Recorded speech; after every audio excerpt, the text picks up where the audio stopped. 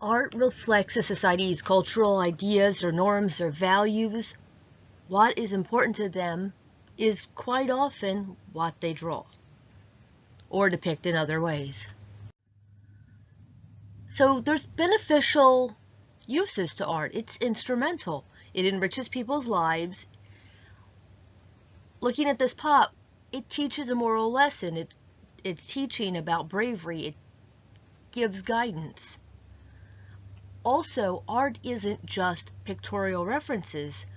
It is music. It's stories. So listen to the creation stories your culture tells, or the various moral lessons that religious stories tell. It lets us know how to behave, how to respond to new things. So art is instrumental. It gives us insight into how to improve or change our world. So art isn't just decorative, it's critical in helping to guide a culture. Especially before social media, this was how we passed on information. Okay, so since we've been humans, we've been using art. It's an universal aspect of the human experience.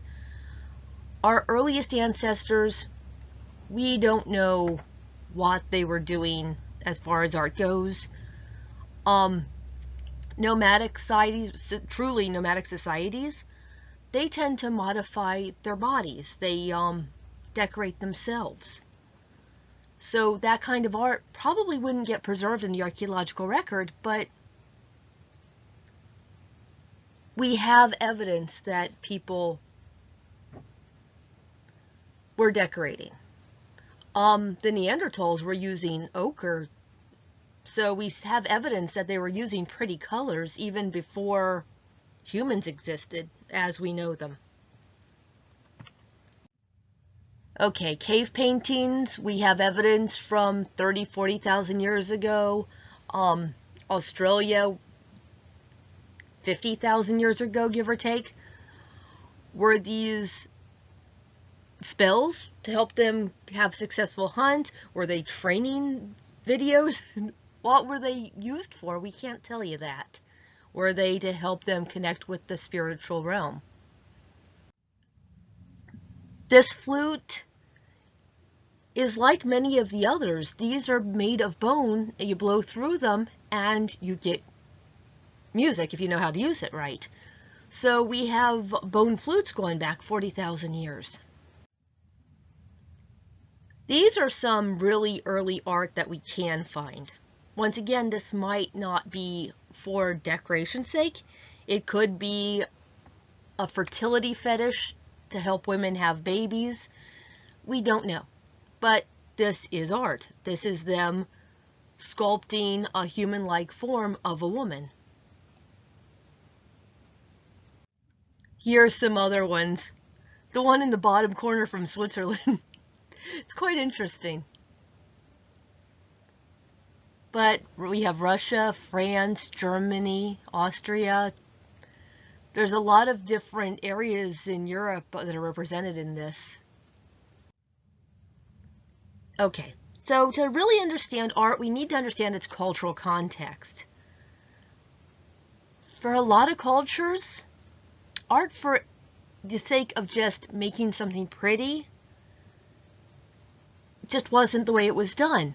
Art was worked into craft. If you're a pot maker, they put a lot of ornamentation into a lot of their pottery. South Florida seems to be an exception here. We have a lot of plain pottery in South Florida. But a lot of times, blanket makers, basket weavers, pot makers, builders, they make art as a functional device, as part of what they're making. It's embedded in the society. If you're a skilled craftsperson, you're going to put pride in your work and make it beautiful too. In this kind of art as cultural context, as functional uses, it's not really the originality that's valued. It's the following its form is what's important. There's a way it's made. And I know in some cultures, if like a weaver makes the rug or whatever it is too perfect, it's an insult to the spiritual, and so they purposely work in a flaw. It's quite interesting. So art and religion's intertwined. In Islam, there's a rule that you don't create graven images. So human forms, some animal forms, those are taboo. So instead of creating a graven image, a realistic depiction of a person or animal, they made their writing, their words, their art, and Muslim calligraphy is prized and celebrated around the world. This is a Florida recreation of a tiki god. It's not actually a picture of one from the Pacific Islands, but the people in the Pacific Islands believe that the carving of the god becomes the god.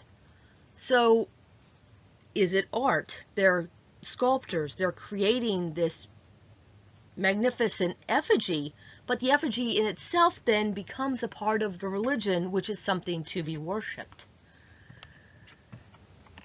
Here is a picture of a Navajo sand design, which, while it's beautiful art and it's representational, it also is the workings itself. By drawing this, by putting the energy into this, it is the ceremony. The ceremony is the laying down of this pattern. Therefore, the art is religion. Okay, and of course, you guys all know this. Art expresses hierarchy and power. Think about the thrones of the kings. Those big, elaborate thrones they would sit on a raised pedestal, that represented their power. And think about the statues of the Roman emperors on the coins, the pyramids showing power. So all this art helps enforce the cultural norms. Here we have a European example. Most art in Europe, 1300s, 1400s, 1500s, 1600s, most of the art represented the religious order. The religious order helped enforce the power structure there. But art can also be used against the power structure, which is really cool too.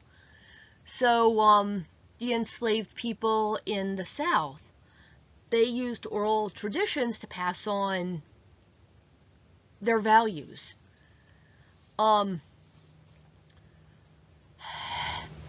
Anazi and the stories from Africa of the trickster gods actually kind of passed on and changed in the American South. And these stories, they didn't represent the enslaved people at all. They could keep up that pretense. But this trickster was also the bad man, the one who would go against the social order.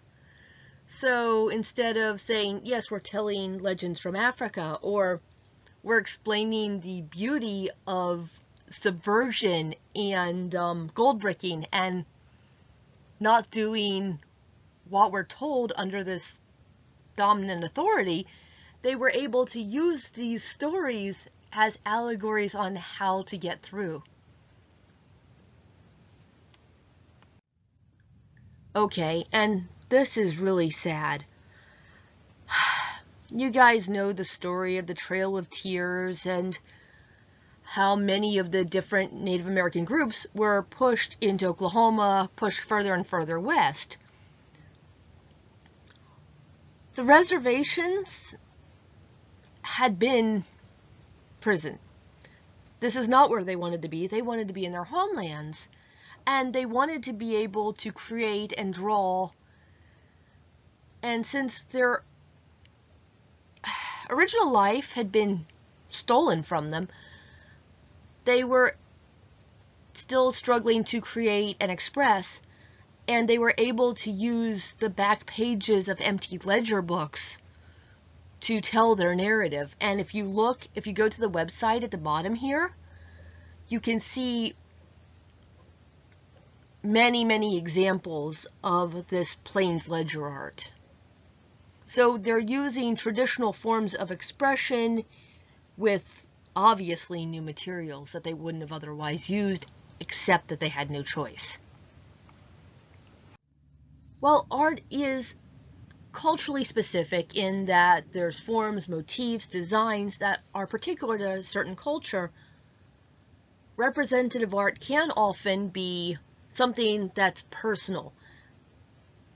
And Frida Kahlo is a really good example of art as a personal tool.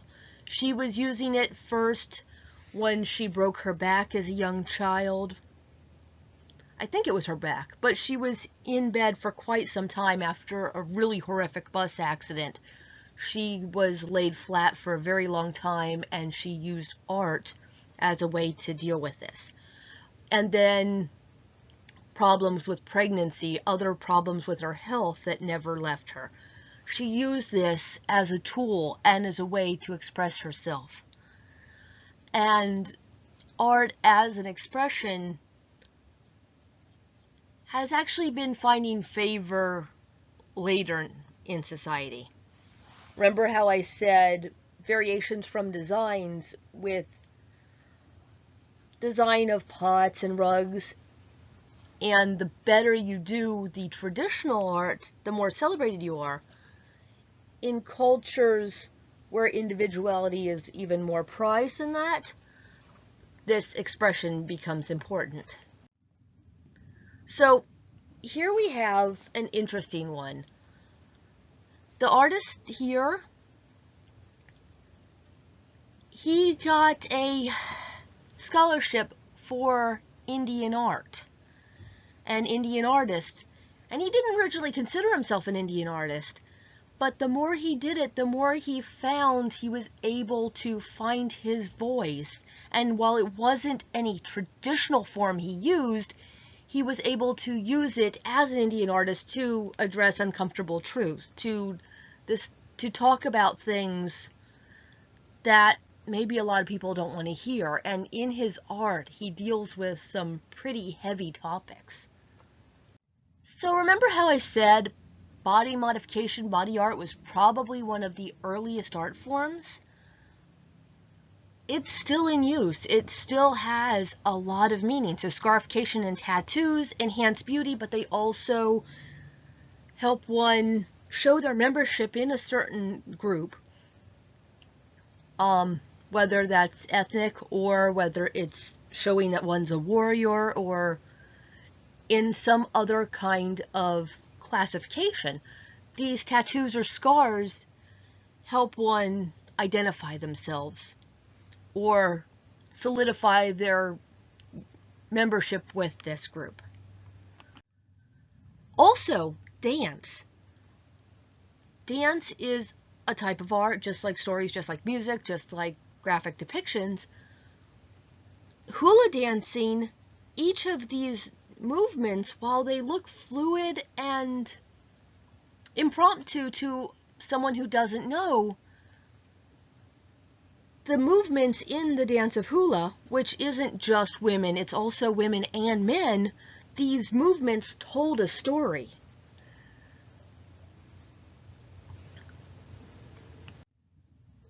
Here's an image of someone who has scarification. It shows they're brave enough to do this. It shows that they've reached a certain age. It helps them gain respect in their community. So scarification's important to a lot of communities. Here's another image. This is a person with facial scarification, which is a sign of beauty in their culture. So I've mentioned scarification and tattoos, but I want you to see this This is a Maori design, but we don't know if this is on a Maori person done with the traditional techniques, or if it's someone from another culture going to a tattoo parlor getting this design. So I want you guys to think about this. And I want to discuss cultural appropriation with you. These designs are important to the people who created them, who use them as symbols of their culture. So thinking about this, hair braids are another thing that we can think of when we talk about cultural appropriation. For white women to put their hair in braids or wear dreadlocks, it's seen as cultural theft. And it really feels insulting to many African Americans or Bahamians who see people wearing this hairdo. But then what happens if a tourist goes to the Bahamas and has someone of this culture doing their hair for them in this style and bringing this design as part of their own art and using the tourist as the subject? Is it then still cultural appropriation? And then this picture I got off a Disney blog. Is Disney hiring a woman from the Bahamas to do tourist hair and taking a cut of this money and paying the Bahamian woman to do the braiding? Where does that fit into this appropriation discussion? So I just want you guys to think of it. I want you to be aware of what cultural appropriation is, and then think about the different nuances of it. And that's it for this week. Thank you.